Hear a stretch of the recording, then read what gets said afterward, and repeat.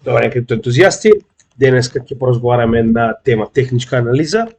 Да, може да погледнете, со променета шема, изгубив клатба со еден од репрезентацијата од Македонија и затоа морав да се подмладам. Сега, денеска имаме доста интересни работи за разговор. Првенствено, мораме нормално да анализираме што се случи со стапката на невработеност во Мурика, каде што ќе можеме да видиме што понатаму очекуваме, нели, ова да придонесе за следниот потенцијален рейт хајк во однос на Федералната резерва, нормално.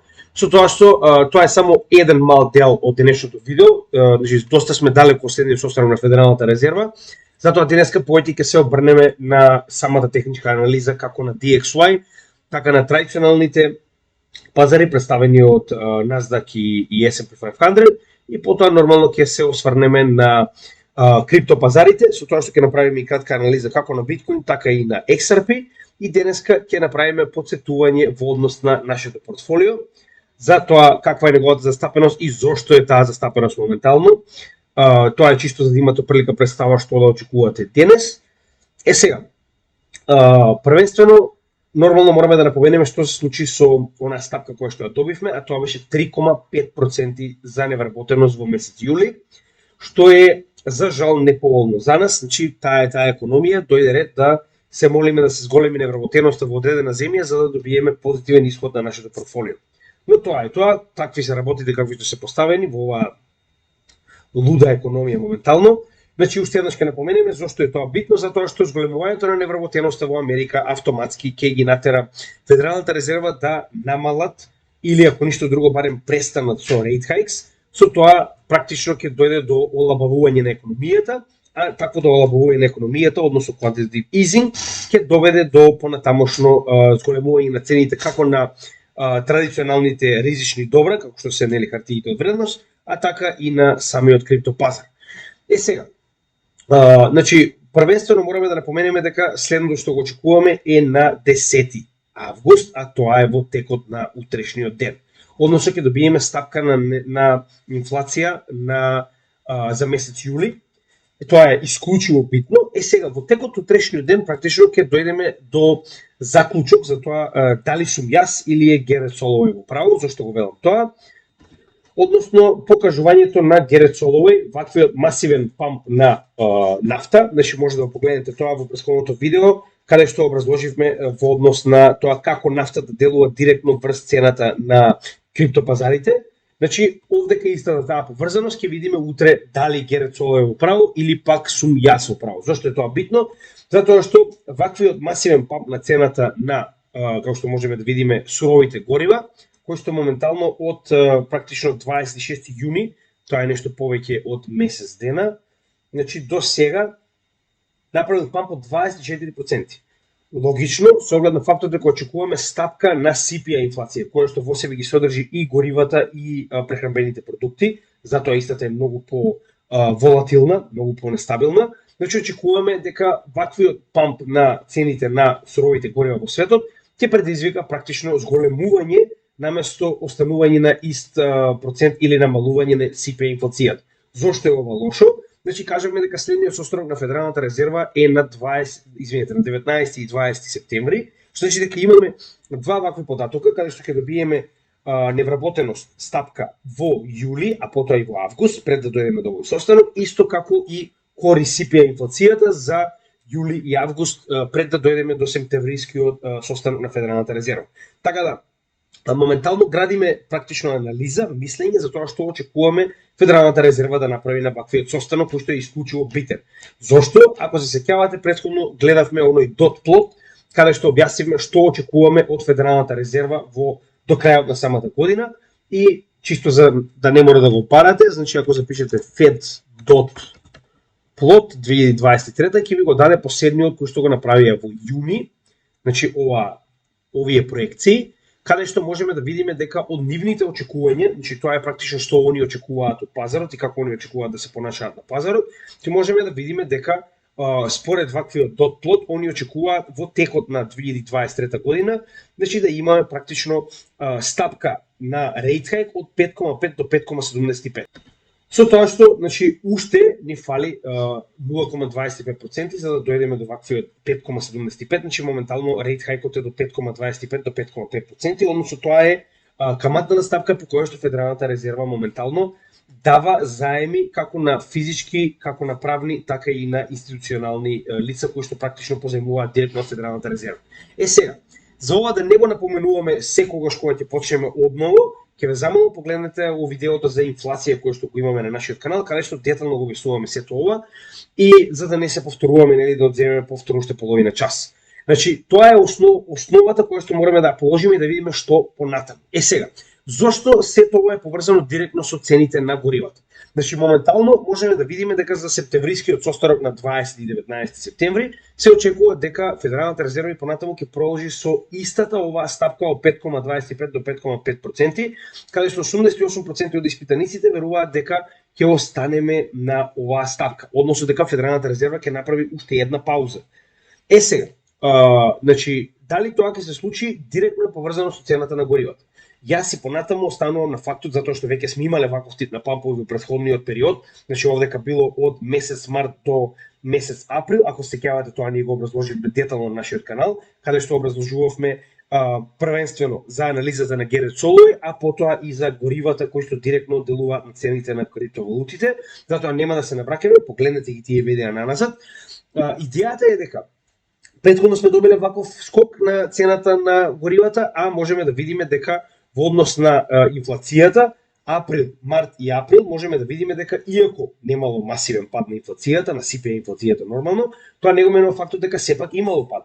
За разлика од тоа, Герет Солој верува дека ќе почне повторно да растеме со инфлација нагоре, што јас мислам дека има многу мала можност за тоа, затоа што гледаме дека и во претходните периоди сме имале исто вакво движење на цената на горивата, а инфлацијата и понатаму продолжувала, ако ништо друго, барем да стагнира, ако не да паѓа нормално. Сега, пак, и понатаму да не забораваме дека ова ставка од 3 до 2% нормално ќе биде најтешката за намалување, а знаеме дека Федералната резерва 2% ја смета како значи, таргет, односно мета до која што се обидуваме да стигнеме. Сега, дополнително тоа не го леснува фактот што добивме намалување на невработеноста. Значи, ова дополнително и покажува на Федералната резерва дека економијата во Америка е доволно силна за и понатаму да може да продолжат со рейт хајкс, односно да се исполни оваа последна проекција која што ја имаат за 2023 година за така речено самата рейт хајк да достигне од 5,5 до 5,75%. Значи, ова е само уште еден показател дека имаат простор да продолжат со рейт хајк. Нормално, како тоа на краток период се одликува на нас, значи ако погледнеме DXY индексот и ако погледнеме секогаш кога сме добиле во последниот период рейт хајкс, значи гледаме дека кога сме добиле нула, односно пауза на рейт хајк, ние сме добиле практично паѓање на DXY индексот. Кога сме добиле во претходните периоди 0,25, сме добиле памп на практично DXY индексот, а тоа е уствари индексот на доларната вредност на светскиот пазар. Сега, каде е сето ова поврзаност моментално? Значи, на Федералната резерва повеќе одговара да дојде што побрзо до онаа мета која што си ја зацртала за рейт хајк од 5,5 до 5,75% и нормално тоа би го направила во период кога невработеноста се уште е на рекордно ниско ниво. Зошто го велиме? Тоа ако погледнеме на максималниот чарт, значи под 4% секогаш кога се наоѓала невработеноста во Америка, Америка била во екстремно позитивна состојба и гледаме дека тоа се случувало многу ретко. А во целиот овој период од почетокот на ваквата криза со инфлација, ние гледаме дека за целиот овој период практично невработеноста се наоѓа под 4%. Што и понатаму на Федералната резерва, како што кажавме, и дава простор да продолжи со рейт хајк. Затоа и кажав, во првиот момент кога конечно ќе добиеме зголемување на ставката на невработеност до 4 и нагоре, ќе можеме конечно да разговараме за олабавување на политиката на Федералната резерва. Нормално, они самите го предвиделе тоа, значи само да го објасниме и тој дел на кратко, значи unemployment rate, значи моментално во 2023 се очекува да биде негде околу 4%, гледате и сами, значи тоа е практично овие очекувања, со тоа што нели овдека се земаат три различни анализи, каде што ние највеќе ќе го земеме овој квадрат, значи ќе го земеме како така речено најсоодветна мера за тоа што очекуваме да имаме во текот на оваа година. Значи се очекува во 2023 година така речено да биде негде околу 4%, што гледаме дека се случува, но секогаш кога се наоѓа под 4%, тоа е лоша вест за нас. Секогаш кога се наоѓа над 4%, Федералната резерва нема да има друга опција освен да престане со rate hikes, односно прашање на време кога ќе почне да ги намалува овие rate hikes и да продолжи со принтање на пари. Дополнително гледаме во 2024 година истата се очекува во најлоши размери да се дигне до 5%, што веќе би било така речено кризно подрачје за Федералната резерва. Затоа и истите кажуваат дека обратно пропорционално на невработеноста, која што во 2024 и 2025 се очекува да биде негде околу 5% до 4%, значи нормално очекуваат да го намалат, да ги намалат rate hikes. Значи во 2024 ќе бидат негде, како што можеме да видиме, според грото на овие гувернери кои што гласале, од 5,25 до 4,25. Значи тоа е намалување за цел 1% и повеќе, што е голема разлика, знаете за оние барем кои што ги следаа нашите видеи, кои што гледаат како се поставуваат овие rate hikes досега, значи гледаат дека ова се буквално големи бројки кои што навистина делуваат на пазарот. Со тоа што да не забораваме дека овие бројки, односно овие камати кои што ги додава Федералната резерва, се со лагирачко дејство, кое што најчесто потребно е барем една година за конечно да се видат резултатите од ваквите rate hikes. Сега, во оваа ситуација, значи, уште еднаш ќе напоменам, се додека не дојдеме до момент кога DXY ќе биде во потврден пат надолу, значи, тоа би било, како што можеме да видиме и овде, за сите оние кои што се нови на каналот, секогаш го правам ова за да видат колку е голема корелацијата помеѓу Bitcoin, S&P 500 и самиот DXY, односно секогаш кога, значи, цената на доларите била во пат, ние сме имале bull market на Bitcoin и на хартиите од вредност и обратно, секогаш кога сме имале bull market на цените на DXY, значи и S&P 500 и Bitcoin биле во bear market, значи во надолен тек. Сега, гледаме дека ова е само почеток на овој bear market, кој што се уште не е земал замав, и гледаме дека ова, што моментално го гледаме овде кај жолто поле, е уствари поддршка на цената која што претходно била отпор во два bull маркети во 2020 и 2016, што така речено ваквата корекција надолу предизвикала bull маркет на биткоин и на традиционалните пазари и обратно. Сега гледаме дека моментално ова поле на вистина се покаже како солидна поддршка на цената на DXY, како што веќе очекувавме, со тоа што нормално добивме retest 100, кој што е монументален левел на вредноста на DXY, и гледаме дека на неделно ниво многу полесно се гледа, значи многу појасно се гледа, дека добивме солидна корекција до 100, и сега веќе нели ова е така речено dead cat bounce, но битно е конечно да дојдеме до следниот пат на DXY. А таков следен голем пат нема да добиеме се додека не добиеме или конечно запирање со rate hikes, значи да се каже дека веќе нема да се покачуваат, или пак да имаме долга пауза, барем на краток рок. Додека на долг рок, ваквиот пат ќе биде нормално многу убрзан во моментот кога Федералната резерва ќе излезе и ќе каже дека завршуваат со rate hikes, дека почнуваат со quantitative easing, каде што ќе почнат да се намалуваат овие rate hikes. Тоа ќе биде ultimate, значи тоа ќе биде најдобрата ситуација за нас како криптохолдери, но можеме да видиме дека според нивниот summary, според нивните проекции, во најмала рака тоа ќе биде во следната година. Затоа и дополнително и политиката на Федералната резерва ни покажува дека ова ќе биде досадна година, односно дека до крајот на годината ваквата политика ќе продолжи, во најмала рака ќе има барем уште еден rate hike од 0,25%, што значи дека и понатаму го имаме овој вештачки инструмент за пумпање на цената на DXY, кој што гледаме дека постојано ја држи во ова ниво на сила, така речено, секогаш кога Федералната резерва и понатаму ќе надогради уште еден rate hike. Со тоа што гледаме дека цената во однос на техничка анализа на DXY се врати од нивото на 100, преку оваа тренд линија каде што имавме дупло дно, горе во триаголната формација во која што моментално се наоѓа, гледаме дека на неделно ниво и понатаму имаме простор за движење на DXY, со тоа што RSI се наоѓа на само 47, сток RSI се наоѓа на вредност од 61. VWAP се уште во нагорна линија, иако имаме заоблување, MACD само што направи прекашување на сигналната и базичната линија, а е во негатива од минус 41. Така да, технички гледано, ако немаме некои макроефекти кои што ќе го забава движењето на DXY, значи и понатаму очекуваме раст на истиот, со тоа што на дневно ниво веќе сме дошле до така речено високи нивоа. Иако RSI се наоѓа на само 56, значи имаме уште 14 поени додека стаса до 70, каде ќе биде прекупен, додека сток RSI се наоѓа на вредност од 80, кој што е нормално веќе прекупен. MACD е неодлучен, гледаме дека и MACD и VWAP се така речено хоризонтални и се уште не се знае во која насока ќе се движат, но да не забораваме уште една многу битна работа, а тоа е 22 август, БРИКС, а тоа е конечно значи самитот на БРИКС.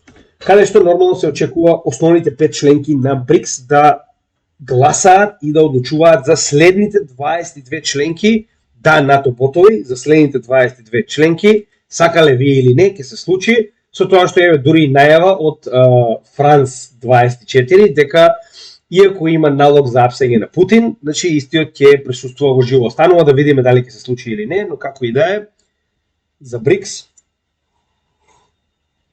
Така да, тоа би било дополнително ситуација, односно вест која што би делувала директно на DXY, иако ефективно од агендата на БРИКС е извадена моментално агендата за практично одлучување по повод новата БРИКС валута.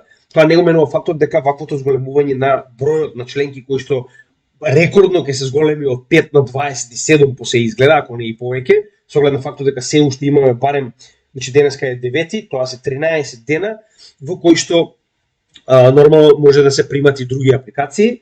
Значи тоа е една битна работа која што може дополнително да го заврза падот на доларот, затоа што сите овие членки кои што моментално се обидуваат да влезат во БРИКС, влегуваат поради една главна причина, а тоа е значи отцепување од западната хегемонија начело со империалистите од Америка и нивните вазали од Европа.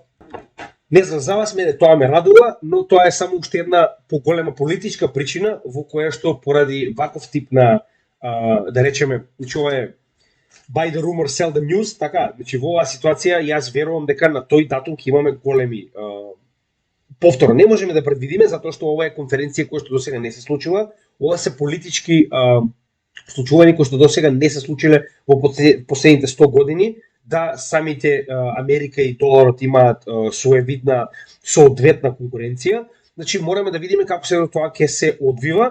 Значи пад на доларот во секој случај мене ми е само позитива затоа што пад на доларот ќе предизвика раст на цените на сите останати средства кои што ги чуваме, но дали ќе се случи останува да видиме. Само уште еднаш ќе ви го напоменувам ова постојано затоа што многу луѓето ги забораваат овие вести и кога ќе дојдеме до моментот истите да се случат, може да дојде до ситуација каде што ќе имаме масовни падови или скокови, а за тоа, значи со оглед на фактот дека сте заборавиле која е веста поради која што се случува, сте фатени така речено неспремни. Така да мораме уште еднаш да напоменеме дека ова ќе биде голем катализатор за конечната капитулација на доларот, иако можеби тоа нема да се случи нормално во 2 месеца. Значи самото тоа што БРИКС се повеќе и повеќе зема нови членки, дополнително го покажува намалувањето на влијанието како на Мурика, така и на зелената тоалетна хартија која што ја нарекуваат долар. Евака сега, следна работа за која што ќе разговараме, нормално се S&P 500 и Nasdaq индексите, кои што се нормално до сега барем беа позитивно корелирани со биткоин, но во последнава година дена можеме да кажеме дека имаме целосна дискорелација, што е многу битно за нашиот пазар. Од овде, така речено, се движиме до ситуација каде што самиот биткоин и самиот криптопазар, нели, како сопствен пазар, како пазар кој што е одделен од традиционалните пазари и хартиите од вредност, треба да има така речено сопствено движење. Сега, тоа е пак на некој начин за мене барем изгледа добро, нормално секој има свое толкување, не и за Генет Салови, кој што верува дека нели биткоин и понатаму треба да се движи како и традиционалните пазари, мада јас не го делам мислењето со него, останува да видиме кој е во право. Сега, битниот момент кој што мораме да го забележиме за S&P 500 е тоа што се придвижи до претходниот all-time high локален во 30 август 2021 година, кој што нели по неуспешен пробив цената се враќа надолу. Гледаме дека ако ја поставиме Фибоначи секвенцата од претходниот all-time high до локалното дно кое што го постигнавме во октомври 2022 година, значи можеме да видиме дека неуспешно S&P 500 направи обид да го пробие 0,78 Фибоначи левелот и сега моментално се придвижуваме надолу, каде што гледаме дека претходната зона, оваа бела зона која што е определена од оваа свеќе кое што во обратна насока на претходниот пат, значи моментално ни представува, гледаме дека ни беше отпор, отпор за конечно сега да ни представува поддршка и гледаме дека цената сега за сега успешно се коригира до горната граница на ова поле на поддршка. Но да не забравиме дека можеме да видиме на индикаторите голем овербот. Значи гледаме дека RSI беше буквално на 71, што е нели препродадено и тоа најчесто корелира со бул маркети. Затоа и напоменав дека ваквиот индекс може да се задржи во подолг временски период, негде околу 70, затоа што тоа е својствено со бул маркет. Но иако во оваа ситуација не станува збор за бул маркет, посебно со оглед на фактот дека многу пати претходно спомнавме се по-неизбежна е потенцијална рецесија која што наскоро ќе настапи во Мурика. И тоа верувам дека навистина ќе делува како на S&P 500, така и на Nasdaq. Така да ваквата рецесија официјално од оние кои што ја познаваат економијата во Мурика потенцијално се најавува да биде негде во крајот на третата четвртина, почетокот на четвртата четвртина од оваа година. Така да како и кога ќе настапи тоа останува да видиме. И овдека се враќаме на онаа иста проекција која што јас верувам дека тоа што ќе паѓаат индексите на S&P 500 и Nasdaq кои што се реално значи на вистина овербот, гледате дека станува збор за копија. Значи иста ситуација. Над 0,786 Фибоначи левелот, корекција под неа, затоа што не успеа да се задржи. Гледаме дека ова поле моментално представува поддршка на цената, значи буквално имаме така речено копија S&P 500 на Nasdaq, со тоа што некои проценти се плюс минус во прашање кога станува збор за разликата помеѓу нив. Сега, дали и понатаму ќе продолжи корелацијата на биткоин со овие, останува да видиме, но сега за сега се покажува дека корелацијата е целосно запрена. Зошто е тоа така? Значи, уште еднаш ќе напоменеме за оние кои што не го следат постојано нашиот канал, оваа корекција на биткоин, че оваа моментално портокалова линија представува цената на биткоин. Оваа корекција на биткоин, каде што ние добивме пат од 21.000 до практично 16, скоро 15,7, каде што добивме коречна капитулација на пазарот на криптопазарите, значи и биткоин нормално на чело, беше целосно негирана од страна на традиционалните пазари, кои што во тој период има памп. Зошто? Затоа што ова беше колапс предизвикан од FTX и нели целата драма што се случи околу оваа менувачница. Нормално со оглед на фактот дека ова е исклучиво одредена ситуација која што се однесува само на криптопазарот. Гледаме дека традиционалните пазари хартиите од вредност не биле засегнати од истата и затоа имаме нормално пат на биткоин и на останатите криптовалути, додека имаме раст на S&P 500 и Nasdaq. Обратна ситуација. Кога имавме колапс негде во февруари и март на оние три големи банки во Америка, кои што верувајте ми уште многу ке следат, значи нормално гледаме голема корекција на S&P 500 истото и на Nasdaq, додека биткоин доби многу солиден памп. Значи ова се две клучни дискорелации кои што можеме да ги видиме во различен сегмент, каде што во првиот имавме една ситуација која што делува исклучиво на криптопазарот, а во вториот, односно колапсот на банките, имавме ситуација, односно фактори кои што делуваат исклучиво на традиционалните пазари. Што значи дека и понатаму доколку се случи одредена рецесија, одредена ситуација во која што имаме фактори кои што делуваат само на традиционалните пазари, затоа што во оваа ситуација вие имате рецесија која што директно делува на компаниите во Америка, но не и во целиот свет. Значи не заборавајте дека Мурика не е целиот свет. Мурика е само едно парче земја кое што наскоро ќе биде ирелевантно. Така да во оваа ситуација, ваквиот памп кој што го добивме на S&P 500 и на Nasdaq, кој што така речено е моментално хоризонтално движење на цената на биткоин, кој што се уште не може да промени на 31.000, него менува фактот дека може да имаме обратна ситуација во која што рецесијата во Америка, погодувајќи и сите овие компании кои што моментално се вклучени во S&P 500 и во Nasdaq како индекси, значи ќе предизвика пад на овие индекси, додека спротивно на тоа, доколку ваквата рецесија предизвика и пад на банките, можеме да добиеме сосемна обратна корелација во која што биткоин ќе добие памп, како што беше тоа ситуацијата со колапсот на SVB, Silvergate и Signature Bank. Значи останува да видиме дали ќе се случи, не можеме да бидеме сигурни, но и повторно ќе напоменеме дека рецесија е пожелна, посебно за оние кои што се долготрајни инвеститори, затоа што ние досега не сме имале ниту еднаш искуство за тоа да видиме како потенцијално би се однесувал самиот биткоин и останатите криптовалути во рецесија која што досега за жал нели од 2008-2009 година не сме ја имале, а на овој начин ќе можеме да видиме како истите ќе делуваат. И нормално VIX индексот кој што е олицетворение на самиот Fear and Greed индекс кој што е исклучиво висок, за традиционалните пазари, негде околу 69, можеме да видиме дека се наоѓа на екстремно ниска вредност, негде околу 13 до 15 во ова поле.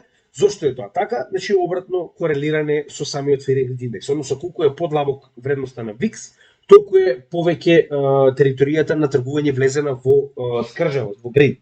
И обратно, колку е повисока, толку е повеќе влезена во фир, односно во страф.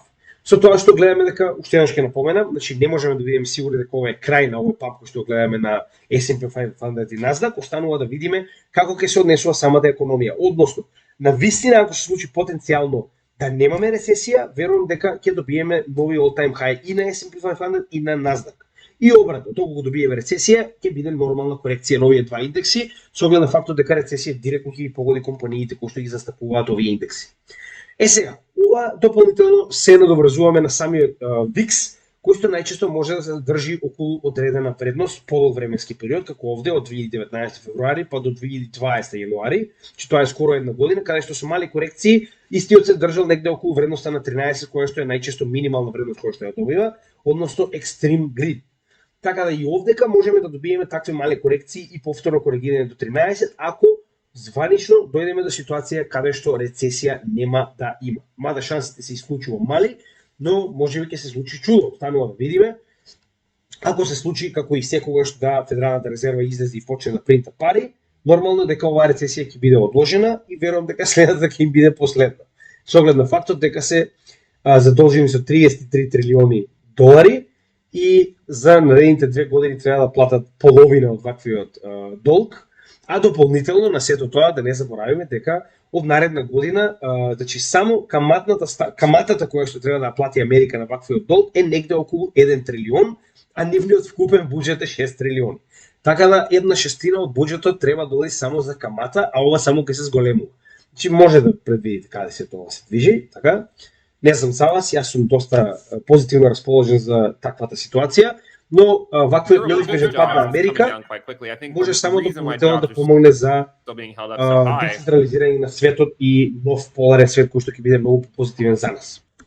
И сега нормално, значи посебно оваа емисија која што е No Shield Zone, значи со оглед на фактот дека знаете и самите Бен Коуен и Герет Соловеј се дефиниција за техничка анализа, посебно во денешниот свет. Значи секогаш сакам да ги земам нивните анализи и да ги анализираме заедно со оглед на фактот дека на некој начин ни даваат своевидно второ мислење на тоа што ние го зборуваме на каналот, за да можеме да видиме нели каде се тоа се движи и што би очекувале од ваквите анализи.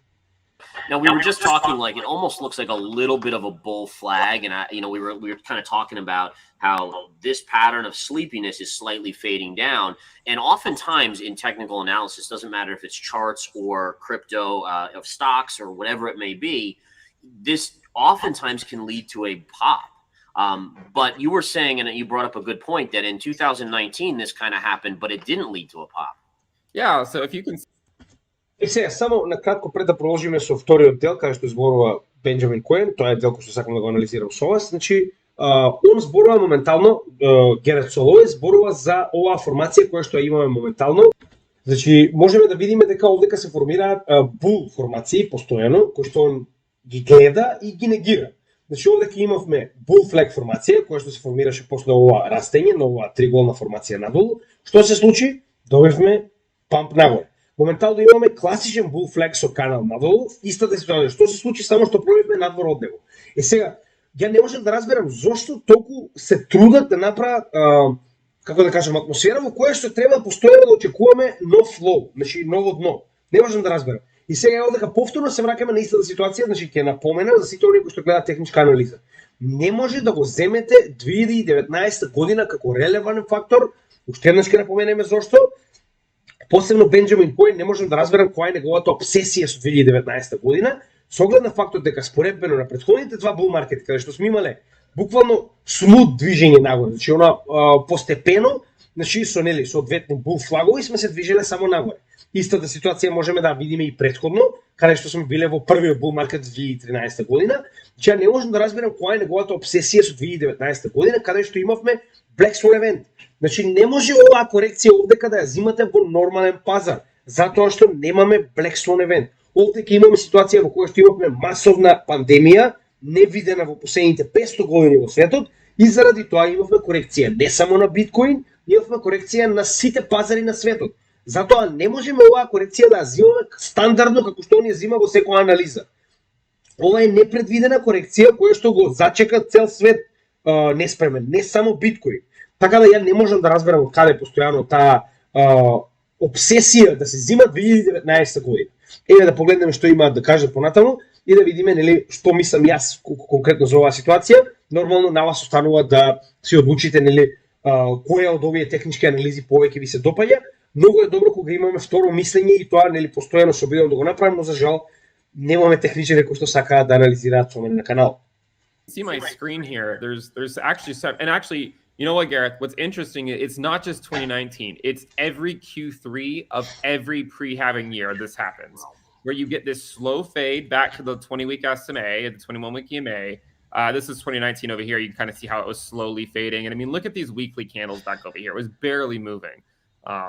And then what happened is we woke up one morning and, you know, Bitcoin just dropped 20% and the altcoin market basically had the life sucked out of it. It was on this. До овој момент Бенџамин Коен објасни дека практично ова е bull market support band-от и горната граница на bull market support band-от практично представува така речено многу јака поддршка во секој bull market, како што досега сме разговарали. Така. Со тоа што и самиот кажува дека во претходниот повторно 2019 година, во моментот кога сме се приближиле до самиот bull market support band, ние сме направиле што? Сме пробиле надолу. Сега он ќе го демонстрира тоа и на другите два bull marketi претходно. И потоа ние ќе видиме дали е тоа иста ситуација со овој bull market. This weekly candle right there that a lot of altcoins bottomed against on their Bitcoin pairs. They kept going down on their USD pairs, but actually several of them bottomed on their Bitcoin pairs once Bitcoin saw that like 20% drop. Now imagine what would happen today if Bitcoin saw some type of like a 20% drop. A lot of altcoins would likely capitulate, but just to sort of cover our basis here, look at Q3 of 2015 fading into that 20-week SMA, and we got a capitulation down. And then finally, 2011, Q3, right? That slow fade down into the 20-week SMA, and then you sort of kick off. Во ред, се е тоа на место. Разликата е во тоа што досега, ако ги погледнеме овие претходни bull маркети кои што он ги споредува, еве ќе влеземе и ќе видиме значи дали е тоа иста ситуација која што он моментално ја објаснува. Значи, ќе го заборавиме 2019 година, затоа што 2019 година по 5000 пат, значи станува збор за Black Swan event. Не можам да разберам која е неговата обсесија, но нели секој со своите анализи.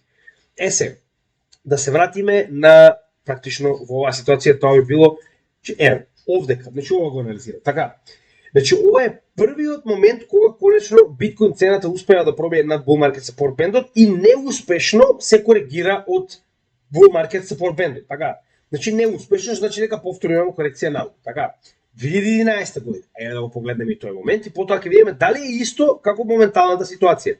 2011 година пред самиот халвинг он зборува за овој момент, само да видам дали точно го гледам.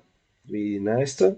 Да. Значи, ова е прво пробивање на bull market support band-от и гледаме дека цената градуелно се пробива под bull market support band-от, значи не успева истиот да ја задржи, но тоа трае многу кратко, значи трае само неколку месеци и цената повторно се придвижува над bull market support band. Која е фундаменталната разлика помеѓу ова и ситуацијата во која што се наоѓаме моментално? Значи ние овдека веќе успешно направивме корекција на bull market support band-от уште во март 2023 година. Од тогаш направивме уште две успешни корекции над bull market support band-от и ова е сега трета. Значи за разлика од тоа, по претходните два случаи кои што он ги кажува, значи се уште цената на биткоин не успеала да пробие над bull market support band-от за конечно да имаме успешна корекција. Значи тоа е првиот обид кој што во двата случаи во 2013-2011 година е неуспешен. За разлика од тоа, ние веќе имавме успешно пробивање и ритест во 2023 година март. Втор ритест во јуни 2023 година и ова е трет очигледно успешен ритест. Мораме да видиме како ќе се движи цената над 30.000, затоа што повторно се наоѓаме на истата оваа граница која што гледаме дека е исклучиво битна, но за разлика од фундаменталните ствари кои што ни ги кажуваат, каде што зборуваат за моменти каде што може да видите и сами. Значи, цената практично само што пробива прв пат над bull market support band-от и истата пробива под него неуспешно. Во оваа ситуација цената само што пробива прв пат над bull market support band-от и истата не се задржува над истиот и пробива надолу. Значи, не можам да разберам од каде е сето оваа обсесија дека мораме да одиме повторно длабоко и длабоко, Но нели, секој со своите анализи, ја не велам дека ќе се движиме сега во нов all-time high, но тоа не го менува фактот дека не можеме да гледаме исклучиво негативно само затоа што во претходниот bull market сме биле негативно во овој дел од од делот на циклусот на биткоин. Сега, во однос на анализата, значи овој no shield zone, јас ќе сакам да го изгледам подетално, и ако има уште некои интересни работи кои што сакам да ги споделам со вас, ќе го направам тоа, но во меѓувреме би сакал да се вратиме на биткоин анализата и да видиме каде моментално се ногеме и што понатаму од ваквата анализа. Тоа е една работа која што и едниот и другиот постојано ја потврдуваат, 2019, едниот нормално гледа само хартија од вредност, а другиот гледа само технички, да речам, интервали кои што постојано се обидува да ги најдем во некој иден дел од чартот, што е сосема на место. Но мораме да ги земеме сите работи во контекст. Значи, сите овие претходни анализи кои што ги има направено посебно 2013-2011 се анализи на чарт во кој што не сме имале rate hikes. На чарт кој што Федералната резерва воопште не правила ништо освен принтање пари. Така, и била сосема друга ситуација. Овдека за разлика од тоа, ние сме конечно на крајот од rate hikes. Што значи дека прашање на време кога ќе добиеме експлозија во моментот кога конечно ќе се каже дека rate hikes се завршени. А во исто време гледаме дека биткоин е крајно отпорен. Значи, можеме да видиме дека после ваквиот bull flag кој што го добивме и нормално корекцијата од bull market support band-от во тој период, добиваме раст нагоре каде што направивме локален all-time high на 31.900, скоро 32.000. Моментално ако се придвижиме на дневно ниво, исто така можеме да видиме дека моментално ова што го гледаме овдека е класичен канал.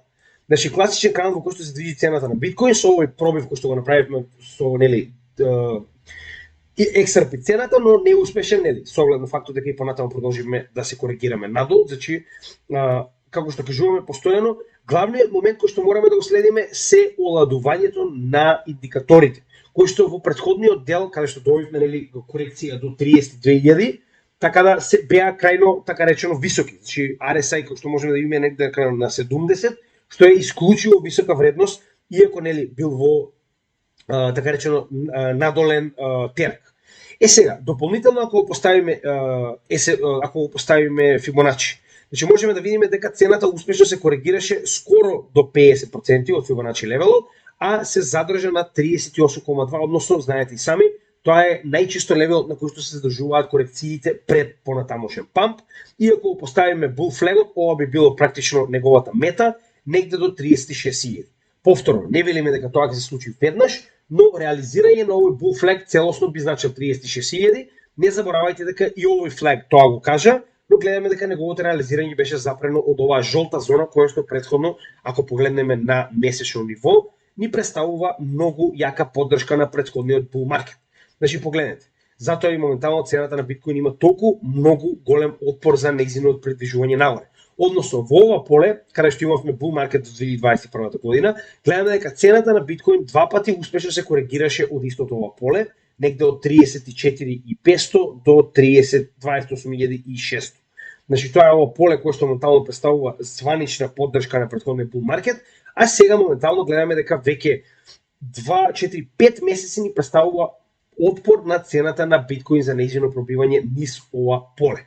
Сега, на месечно ниво нема логика да ги анализираме индексите, односно индикаторите, затоа што истите се крајно бул, затоа што конечно направивме дно, додека на неделно и на дневно ниво ќе направиме анализа, каде што гледаме дека после претходниот врв кој што го постигнавме, прво направивме 31.000, така, па направивме корекција, гледаме дека имаме оладување на индикаторите, каде што ваквото оладување доведе од вредност на RSI на 70 да се симне до 50, така речено скоро, 100 RSI да се симне до вредност од 11, значи да биде препродаден.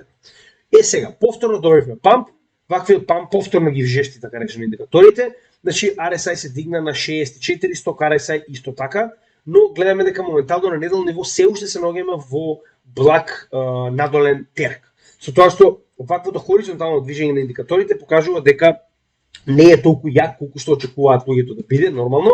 Сега јас искрено би посакувал и поголема корекција на индикаторите пред следниот скок, за да имаме многу поиздржан и подолг скок, но гледам дека тоа нема да се случи. Посебно со оглед на фактот дека, гледајте сега, значи имаме инфлоу на пари на неделно ниво кој што досега не бил позитивен уште од 11 април 2022 година. Значи имаме повеќе од година и 2 месеци за конечно прв пат во оваа година и 2 месеци, значи да имаме позитивен инфлоу на пари во биткоин и гледаме дека ВИОП исто така се заоблува, значи тоа се првите два индикатори кои што ни покажуваат дека пред нас е повторно одреден бул моментум, останува да видиме дали тоа ќе се случи. Значи ќе го оставам моментално Фибоначи поставен на претходниот последен потек со цел да можеме да забележиме доколку имаме одредено движење нагоре или надолу, да ги знаеме нивоата, но генерално и дополнително да не забораваме исто така дека оваа тренд линија дополнително се покаже како валидна. Ако се придвижиме на дневно ниво, можеме да видиме многу појасно. Значи на дневно ниво оваа тренд линија која што е воспоставена од веднаш после дното на биткоин во 2022 година декември, гледаме дека со овие сите корекции кои што ги направи од bull market support band-от, дополнително ја креира оваа тренд линија која што исто така во оваа ситуација се представи како сосема валидна и цената на биткоин проби нагоре повторно. Не заборавајте, повторно се наоѓаме на многу јака конвулзија на индикатори кои што се наоѓаат над нас, со тоа што ќе направиме комбинација од овие два чартови да видиме што се има над нас. Значи на дневно ниво над нас е Bollinger Band-от, кој што е исто така исклучиво битен во однос на анализата. Знаеме дека многу често се случува ваквата горна граница на Bollinger Band-от да предизвика корекција. Значи дополнително ги имаме и ова поле кое што на неделно ниво се гледа многу појасно. Значи на страна од тоа што го имаме ова жолто поле кое што е големата поле на корекција на bull market support на bull market од 2021 година, ја имаме и оваа свеќе кое што е во обратна насока од целиот овој пат на последниот дел од bear маркетот, кое што моментално исто така ни представува своевиден отпор. Гледате. Значи во целиот овој период, значи цената се движи точно околу ова поле кое што е можеме да видиме и по VPVR-от. Значи поле каде што имаме најголем број на трансакции, затоа и нормално е ова поле да биде најголем отпор. Гледате и сами. Сега, тоа е во однос на овој чарт, додека ако погледнеме вториот чарт, можеме да видиме дека не е само Bollinger Band-от, дека и овој горен тренд кој што е паралелен на така речено каналот кој што моментално се уште го следиме, по кој што се движи цената на биткоин, заедно со Bollinger Band-от ни представуваат значи следна бариера која што треба да ја помине цената на биткоин. Исто така и оваа жолта линија која што ни представува 100-дневната средна вредност. Значи придвижувањето до 100-дневната средна вредност заедно со ова жолто поле, претходниот пат ни предизвика корекција да се придвижиме надолу, тоа беше негде околу 31.032 отприлика. Сега, значи гледаме дека успешно сме направиле корекција до bull market support band. Со тоа што овдека сме во хајке наши свеки, за да можеме да видиме каков е макротрендот на биткоин во овој циклус. Можеме да видиме дека секогаш кога имаме ваква свеќа, значи сите овие индикатори се детално објаснети во нашата техничка анализа, курсот за техничка анализа. Погледнете ги, имате цела плейлиста на нашиот канал, за да може да ви биде појасно работите кои што ги објаснуваме моментално. Со тоа што кажуваме за хајке наши свеќите, секогаш кога се наоѓаме на ваков тип на свеќе кој што има многу мало тело, а големи сенки, станува збор за потенцијална промена на трендот. Што имаме моментално? Значи после овој памп имавме промена на трендот надолу, сега повторно имаме таква свеќа, но мораме да видиме како ќе заврши оваа свеќа неделава, затоа што ваква свеќа неделава би значило потенцијално промена на трендот и добивање на bullish pattern повторно со оваа корекција која што ја добивме од bull знамето. И нормално секогаш е тука 30.000 психолошката бариера која што е многу тешко да се пробие, можеме да видиме. Уште од така речено март 2023 година се обидуваме да пробиеме оваа психолошка бариера, но се уште неуспешно.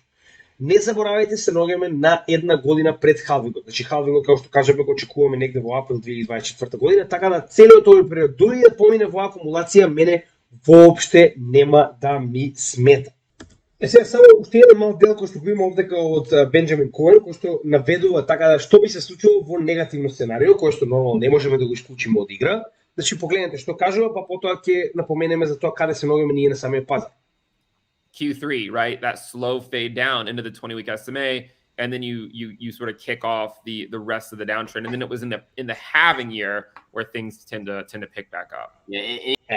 Значи зошто е ова битно? Значи ова сега да каже дека после ваквата потенцијална корекција која што треба да очекуваме во третата четвртина, тоа е сега, значи дури во следната година кога конечно ќе добиеме така речено халвинг, ќе почнат цените, односно сето она што моментално представува криптопазар да се движи нагоре. Сега, дали е тоа лошо да погледнеме? Значи повеќето од оние кои што го следат нашиот канал најчесто купува овде, така и на оваа корекција исто така купува. Значи дури да се случи потенцијална корекција надолу, која што дополнително би делувала и на алткоините, значи ние имаме огромен тампон зона овдека, која што може да ја видите, каде што ние сме купиле на доста ниски цени. Разбирам дека некои од алткоините направија и ново дно, тоа не го менува фактот нормално, но голем дел од алткоините ние купивме на исклучиво ефтина цена, затоа што оние кои што следат нашиот канал знаат дека ние акумулиравме овде, така да ние сме со исклучиво добри цени. Јас постојано зборам, значи сакам да кажам, мора да направиме план, значи главната работа која што овој канал се обидува да ја научи е да направите план каде што ќе направите проценка на вашиот ризик за вашето портфолио и дополнително ќе направите план што понатаму доколку имаме сценарио на бул и сценарио на бер. Во истата ситуација, значи јас лично како размислувам. Дури да се случи катастрофална рецесија, сите овие проценки на Герет Соловој да се оправо, биткоин да се придвижи надолу, значи и да се случи тоа. Што ќе се случи со алткоините? Ќе дојдат на уште пониска цена каде што ќе ги купувам како што сум ги купувал кога бевме на самото дно. Значи тоа мене само ќе ми дозволи во оваа една година акумулација која што очекуваме од овој април до овој април, дополнително да купам алткоин по уште пониска цена. Ја не разбирам каде е тука оваа црно сценарио кој што постојано се зборува. Во ред, знам дека тоа е ризикот кој што го преземаме кога станува збор за повеќе алткоини. Некој од нив може да отиде длабоко подолу, некој може да пропадне, но тоа не го менува фактот дека заради ваквата диверзификација на портфолиото, нашиот ризик е екстремно намален и затоа јас се фокусирам на многу поголеми маркет капови, кога станува збор за алткоини, наместо финансирање во некои алткоини кои што се моментално илјадито место по маркет кап. Затоа што се исклучило рано во следниот бул маркет. Поради оваа причина ваквата корекција, да го земеме и тоа лошо сценарио да се реализира, ќе биде повторно позитивна за нас. Значи, поставете ги работите во било која ситуација да бидете во плюс. Со тоа што стратешки ќе размислите како ќе се поставите во било која од овие ситуации. Тоа е исклучиво битно. И овој памп кој што го добивме моментално вчера е исто така заслужен поради ликвидациите на шортс, околу 65 милиона, кој што моментално ја доведе цената на биткоин повторно повисоко. Сега ќе се вратиме на нормални свеки, да завршиме и оваа анализа. Значи гледаме дека во однос на bull market support band, значи по дефиниција. Значи ако ги земеме овие, сега само ќе ги нацртам произволно, значи ако ги земеме овие два канала кои што ги гледаме овдека, значи исто и овој кој што моментално се формира, така. Значи ние имаме класични bull flag формации во два наврата кои што моментално и понатаму ја буткаат цената на биткоин нагоре. Јас не гледам причина зошто доколку не добиеме некоја, пак ќе кажам, фундаментална вест која што да речам бан на крипто во Америка или нешто такво, би предизвикало пад на цената моментално. Јас стварно не гледам.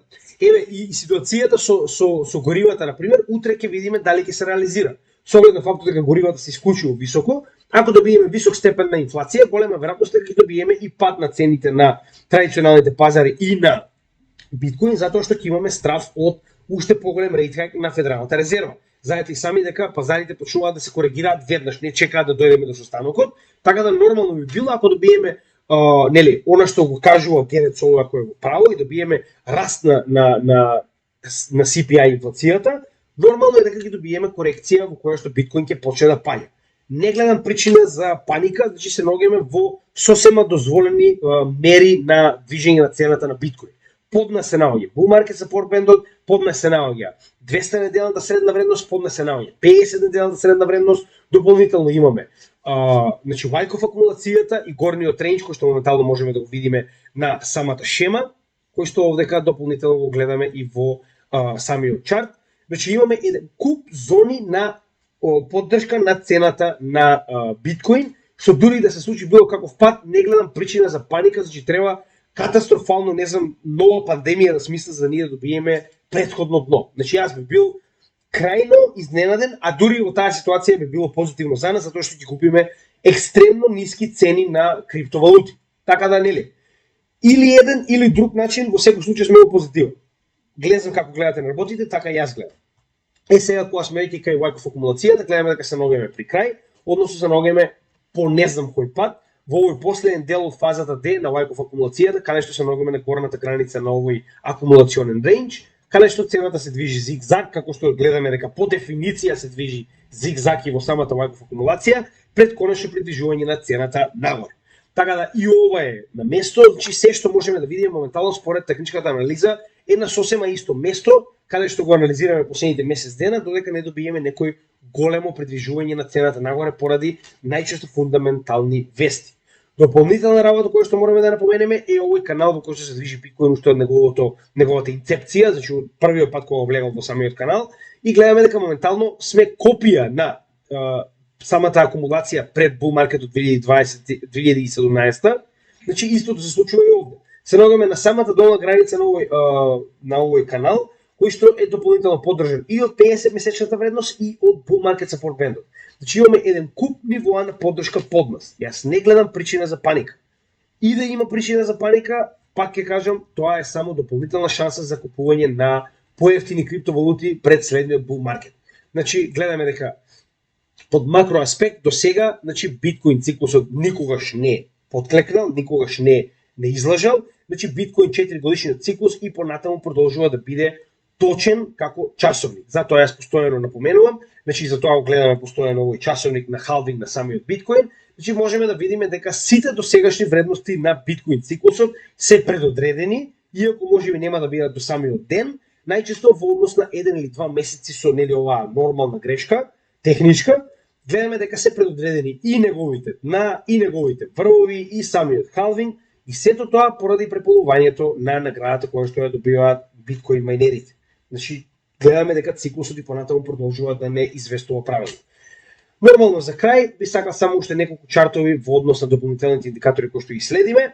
Прво би го напоменал Bitcoin Rainbow чартот, гледаме дека никогаш цената не успеала да излезе од овој чарт затоа што истиот е поставен по Фибоначи со неговите вредности и ни кажува каде се наоѓаме во однос на тоа дали сме overvalued или undervalued, значи дали сме или премалку така речено високи со цената. Гледаме дека секогаш кога се наоѓал во овој плав акумулационен период, како што и самиот значи акумулационен период кој што сега го споредувавме од 2014-2015 година, се наоѓал во најниската можна да речем цена која што сте можеле да ја купите историски. Значи никогаш не се вратил на истата оваа цена. Така, и во 2019 година исто така, значи секогаш кога се наоѓал на оваа цена, веќе никогаш не сме виделе истата цена. Ова е прв пат цената да успее да пробие во претходниот bear market само под ова плаво поле и се уште се наоѓаме во истото ова плаво поле, кое што воедно, како што кажавме, и самиот Fibonacci левел на последниот така речено Fibonacci левел, и затоа можеме да видиме дека истиот дури ако го погледнеме самиот Rainbow chart ни представува своевидна граница помеѓу ова поле на fire sale, како што они го накрстиле, и buy. Како и да е, значи гледаме дека дополнителни индикатори ни покажуваат дека се наоѓаме екстремно ниско во било кој сегмент. Уште еден индикатор кој што ни покажува дека се наоѓаме екстремно ниско е MVRV Z-скорот. Сите овие индикатори, пак ќе напоменам, ги имаме обработено засебно на нашиот канал, побарете ги по име, ќе ги најдете во техничкиот дел плейлистата. Значи ако погледнеме на MVRV Z-скорот, значи ова е самиот индикатор кој што ни покажува вредност во однос на од 0 до 10 така речено, каде што колку повисоко се наоѓаме, посебно во црвено поле, се наоѓаме на overvalue, значи цената на биткоин е превисока за неговата реална вредност и undervalue кога се наоѓаме поблиску до ова зелено поле. Гледаме дека секој врв своевидно е буквално означен од овој индекс влегување во ова црвено поле. Гледаме дека моментално и обратно секој едно, значи ваквиот индекс се наоѓа во зеленото поле. Ние само што испаднавме од зеленото поле, не сме ни тргнале кон црвеното поле, оно што постојано го кажува Герет Саловој дека сме биле премногу високо. Значи еве уште еден индикатор кој што покажува дека не сме ни почнале со следниот bull market. Гледате дека почетокот на bull marketот најчесто произнесува со многу високи вредности на овој индикатор. Сега имаме само уште исто така и ова е доста битен момент кој што ќе го споредиме заедно со hash rate-от. The Pure Multiple представува мерка со која што се гледа моментално профитабилноста на мајнерите на пазар. Значи со оглед на фактот дека секогаш кога се наоѓаме повисоко негде околу ова црвено поле, значи мајнерите се екстремно профитабилни и секогаш кога се наоѓаме во ова зелено поле е обратна ситуација во која што мајнерите се екстремно непрофитабилни. Затоа практично они во оваа ситуација кога се екстремно профитабилни или по горниот дел од овој индикатор, нормално е дека многу помал дел од својот биткоин го продаваат со цел да ги покријат операционите трошоци за поправки на мајнери, трошоци за набавување нова опрема и обратно нормално колку се наоѓаме пониско, поголем дел од она што го ископале мораат да го дадат за покривање нови трошоци. Сега, не заборавајте дека моментално од кога конечно направивме дно во негде околу декември 2022 година, значи fuel multiple се повеќе и повеќе се движи нагоре. Што значи дека се помалку и помалку се прави дамп во однос на овие компании на пазарот на биткоинот кои што истите го поседуваат за да ги покријат сите овие трошоци кои што ги напоменавме. Тоа е позитивна работа затоа што колку повисоко се наоѓаме на овој индикатор, толку помалку дамп се прави од страна на мајнерите, истите го чуваат биткоинот нели да биде продаден во следниот bull market. Значи гледаме дека постепено се движиме нагоре, тоа е одлична вест. И дополнително да го погледнеме хешрейтот, значи го погледнеме за цело време, можеме да видиме дека е исклучиво висок. Имаме некоја мала корекција моментално каде што се наоѓаме, но тоа не го менува фактот дека на годишно ниво, значи истиот направи all time high, еве сега на 12 јули 2023 година, што е пред само еден месец, нема ни еден месец. Што значи дека самиот хешрейт, што уствари представува нели работата на самите мајнери, колку повеќе мајнери се уклучуваат, толку повеќе се зголемува вредност на хешрейтот и нели сигурноста на биткоин се зголемува. Гледаме дека самиот хешрейт е на апсолутен all-time high практично секој месец, што само ни покажува дека се повеќе и повеќе мајнери се приклучуваат на самата мрежа и се повеќе и повеќе се зголемува интересот за биткоин, посебно за мајнинг дело, што е за нас одлична вест. И нели ги земаме овие неколку различни волети да видиме како се движат истите. Гледаме дека жолтата линија уствари бројот на волети кои што поседуваат 0,01 биткоин и гледаме дека истиот е во постојан раст. Че моментално имаме 12 милиони и 226 илјади луѓе кои што поседуваат 0,01 биткоин. Истата ситуација е и со 0,1 биткоин, кој што моментално е 4 милиона и 400 илјади. И овој кој што е најимпресивен, конечно стојавме да поминеме нели пред само некое време 1 милион волети кои што поседуваат 1 биткоин. Колку повеќе од овие, толку подобро, затоа што на тој начин практично се прави диверзификација на општата количина на биткоин на пазарот. Значи, колку повеќе луѓе го држат, толку подобро за нас, затоа што е се подецентрализиран. Со тоа што гледаме дека моментално е 1 милион и 12 илјади, дури и 10 биткоини, гледаме дека иако е своевидно хоризонтален, сепак имаме блага наклонетост нагоре на луѓето кои што поседуваат повеќе од 10 биткоина. Значи, тоа се добри вести, гледаме дека се повеќе и повеќе луѓе купуваат во однос на исчекувањето на следниот bull market. Сега, само на кратко би сакал само да ви го представам портфолиото моментално во процентуална вредност. Значи, знаете и сами нема да должиме многу. Оно што сакам да ви го покажам е дека моментално вашето портфолио постојано ќе варира. Значи, мој совет, посебно кога се наоѓаме во вакви нестабилни времиња, првата работа која што може да се направите на самите себе си за да си го намалите стравот и стресот, да престанете да гледате вредноста на вашето портфолио. Не гледате парична вредност на вашето портфолио. Зошто ви го гледам тоа? Ваквото варирање во кое што вие еден ден сте изгубиле 2-3 илјади, да речем, долари или евра од вашето портфолио, многу тешко делува на вас. Значи, вие намалува довербата во потенцијалниот пазар кој што може да направи солиден профит за вас. Нормално, ова не е финансиски совет, ја не можам да ви кажам што да правите, но јас самиот на себе си помагам со тоа што не го гледам, значи, мојот wallet во однос со тоа која е неговата парична вредност. Дополнително, ако веќе треба да го гледате, гледате го како мене. Јас го гледам исклучиво од аспект на тоа колку ми се големи торбите во одреден проект. И дали би сакал во еден да имам повеќе, а во друг да имам помалку во однос со тоа, нели, како имам доверба во самите проекти. Со тоа што може да видите дека апсолутно најголемите проекти како XRP, Ethereum, Polkadot, во оваа ситуација исто така и Cardano, се најголемите држави кои што ги имаме, затоа што се уште се наоѓаме на почетокот на самиот bull market, што значи дека поголеми маркет капови ни помагаат потенцијалниот пат на истите да не биде толку драстичен како што кога би бил во ситуација да држиме, не знам, коини кои се наоѓаат на 100-то место, така. Затоа постепено со мали удели влегуваме во овие коини кои што веруваме во нивната технологија, како што се оние 5 коини од ISO 20022, IOTA Quant, Hedera, исто така овде како имаме XDC, кој што направи, значи парче направи во последниот период, моментално успеа со малата количина која што имавме, значи истиот не беше некаде околу 1%, да стане 3,4% од нашето портфолио. Значи, поради овие причини, јас би ви советувал да се фокусирате на тоа, да го гледате вашето портфолио исклучиво од аспект на тоа колку ви се големи торбите на алткоини. И ако сте исклучиво убедени дека ова е технологијата во која што сакате да инвестирате, тогаш најмалку треба да ви значи моментално која е нивната финансиска вредност во однос на фиат. Затоа направете си сами услуга и гледајте во вашето портфолио во однос на тоа колку големи се вашите торби. За да ви олесни, ако сте веќе тука втор bull market, ја што правам? Оние чартови кои што ги имам во претходниот bull market, каде што имам, да речем, принт скрин од моето портфолио, каде што во ситуација ADA бил $3, јас сум имал, не знам, некоја одредена количина на ADA, споредувам со тоа колку е голема мојата количина моментално на ADA и ќе ви изгледа многу полесно тоа каде се движите во следниот bull market. Зошто го велам тоа? Ако сте имале пример 1000 ADA, а истиот бил $3 и сте имале $3000 вредност, а сега имате 3000 ADA, а неговите се, не знам, 30 центи, а имате само $1000 вредност, знаете дека очекуваме големи резултати пример од ADA или од кој да е проект кој што сте го очекувале, нели, кој што сакате да го инвестирате. Нормално е ваквата количина на торбата која ќе ја споредите со претходниот all time high или цената која што сте имале на, да речем, на највисоко ниво кога сте биле во претходниот bull market, да ви помогне да видите каде се движите во иднина. Така да земете го превид како совет за да не се разочарувате во овој период, затоа што и ако дојде рецесија потенцијално може да добиеме пониски вредности, но значи големината на торбите и токените кои што ги имате внатре треба да ви бидат најголемата светла точка за тоа што очекуваме понатаму следниот bull market. И како и секогаш за крај, значи следниот bull market ни е за 261 ден. Значи тоа е официјално технички во моментот кога ќе добиеме следен халвинг, односно преполовување на наградите на мајнерите за биткоин.